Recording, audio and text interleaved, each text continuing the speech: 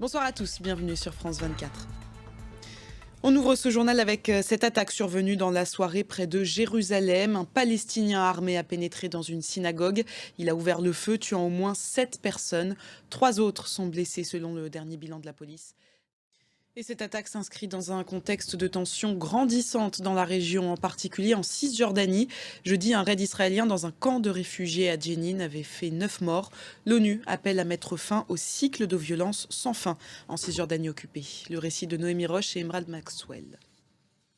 Ce regain de tension est-il lié à l'arrivée au pouvoir d'un nouveau gouvernement israélien composé en grande partie de figures d'extrême droite? Élément de réponse avec notre chroniqueur international Bruno Darou. Cette tuerie près de Jérusalem a provoqué de nombreuses réactions dans le monde. La France condamne une effroyable attaque terroriste.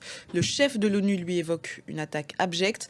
Pour les États-Unis, c'est une attaque épouvantable. Les précisions d'Alexandre Rondoa. Dans le reste de l'actualité, cette journée de commémoration des victimes de l'Holocauste, c'était le 78e anniversaire de la libération par l'armée rouge du camp nazi d'Auschwitz-Birkenau. Le Premier ministre polonais en a profité pour accuser Vladimir Poutine de construire de nouveaux camps à l'Est. Le récit de Noémie Roche. Un point sur la guerre en Ukraine avec cette déclaration de Moscou qui affirme être sur le point de capturer Vuhledar dans l'Est du pays, une ville qui comptait 15 000 habitants avant l'invasion russe. Les hauts responsables russes impliqués dans la guerre doivent-ils être jugés? C'est en tout cas le souhait de Catherine Colonna. La ministre française des Affaires étrangères, sans le nommer, inclut Vladimir Poutine lors d'un entretien avec RFI Ukraine et Roumanie. On l'écoute. 2 jours de vote en République tchèque pour le second tour de l'élection présidentielle. Les Tchèques ont voté ce vendredi. Ils pourront également se rendre aux urnes ce samedi. Aux États-Unis, c'est une affaire qui fait beaucoup parler. Le passage à tabac d'un Afro-Américain par 5 policiers à Memphis le 7 janvier. Peu après, l'homme interpellé pour une infraction routière est décédé de ses blessures.